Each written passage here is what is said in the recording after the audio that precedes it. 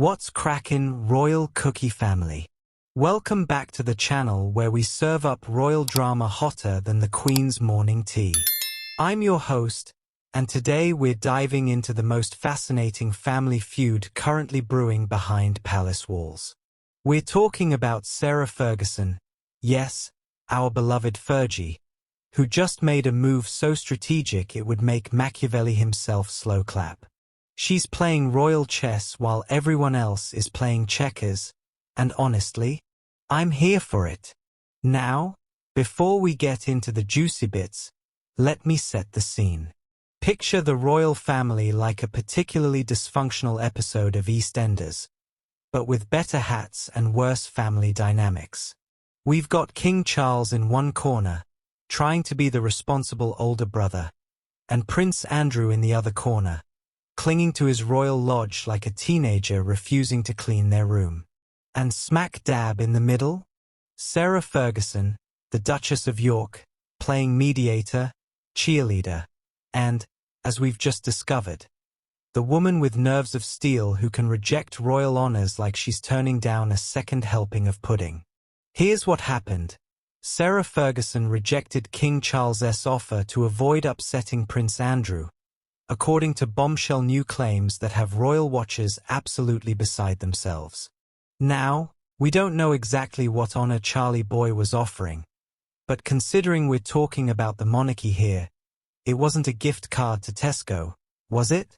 Think about this for a moment. When was the last time you turned down recognition for your hard work? When your boss offers you a promotion, do you say cheers?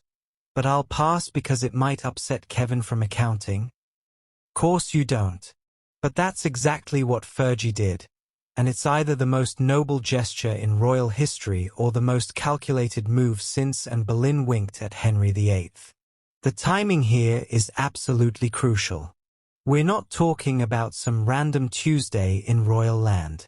This is happening while Andrew is already deeper in the doghouse than a terrier chasing a tennis ball. The man's been dealing with more scandals than a reality TV show, and now he's got the Chinese spy drama to contend with. Remember Christmas 2024? While you were arguing about who ate the last Quality Street, Sarah Ferguson was literally being hailed as the woman who saved Christmas, after convincing her ex-husband to stay home amid his Chinese spy scandal. Let that sink in for a moment. The woman who was once persona non grata at royal gatherings.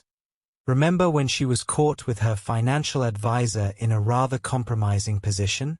Is now the one calling the shots about who shows up to Christmas dinner. Now here's what's absolutely fascinating about this whole situation. Andrew and Fergie didn't just skip Christmas.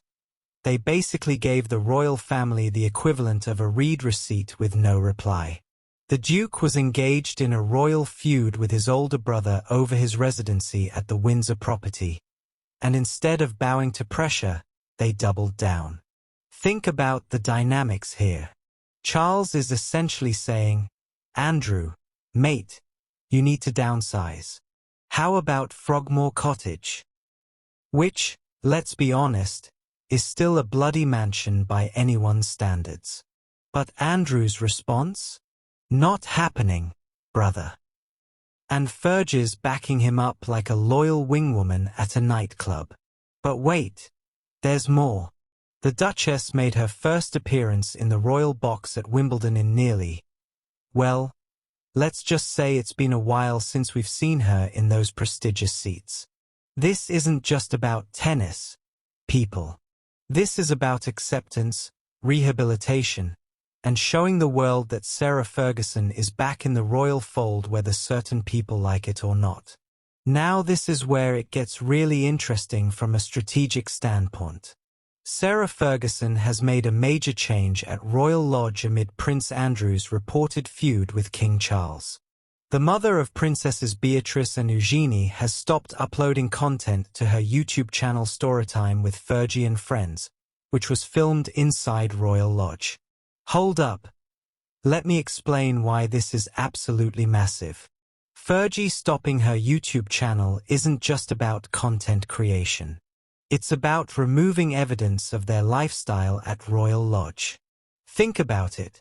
If you're being pressured to move out of your house, would you keep posting videos showing off how lovely it is inside? Course not. This is strategic thinking at its finest. No more glimpses into the Royal Lodge lifestyle means no more ammunition for those saying, look how lavishly they're living while the taxpayers foot the bill. But here's the brilliant bit. While all this drama is unfolding, what does Fergie do? The Duchess of York has launched a global campaign to eliminate plastic nappies in order to protect the environment. Genius move. While everyone's arguing about where she and Andrew should live, she's out there saving the planet one diaper at a time. It's like starting a charity drive while your neighbors are complaining about your hedge height. Suddenly you're the good guy again. And through it all, what's Fergie's position? He supports me as much as I support him, the Duchess of York said in a new interview. Well, maybe not war exactly, but it's definitely a we're in this together moment that would make any rom-com proud. Here's where the plot thickens like a good gravy. Sarah Ferguson's influence on the royal family has grown thanks to her intervention with ex-husband Prince Andrew, a feat King Charles is grateful for. Read that again. Charles is grateful to Sarah Ferguson. The same woman who was once considered the royal family's biggest embarrassment is now being thanked by the king himself. It's like watching your least favorite relative suddenly become the family peacekeeper. Think about Charles's position here. He's got his brother Andrew, who's been more problematic than a teenage diary, and he's got Sarah Ferguson, who's somehow become the Andrew whisperer. She's the only one who can get Andrew to behave, but she's also the one enabling his refusal to move out of Royal Lodge. It's like being grateful to someone for stopping your toddler from having a tantrum while simultaneously being frustrated that they're the reason the toddler won't eat their vegetables. So when Charles offered Sarah that honor, whatever it was, and she turned it down, it wasn't just about Andrew's feelings. Drop your thoughts in the comments below.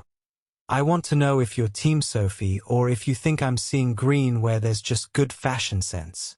If you're obsessed with royal strategy and environmental impact like I am, make sure you're subscribed to Royal Cookies because we're serving up the most sustainable royal content on YouTube. And remember, in a world full of fast fashion and royal scandals, sometimes the most revolutionary thing you can do is wear your values on your sleeve, preferably in a gorgeous shade of green. Sophie's proving that environmental activism isn't just about what you do, it's about who you become. Until next time, keep munching on those eco-friendly royal cookies.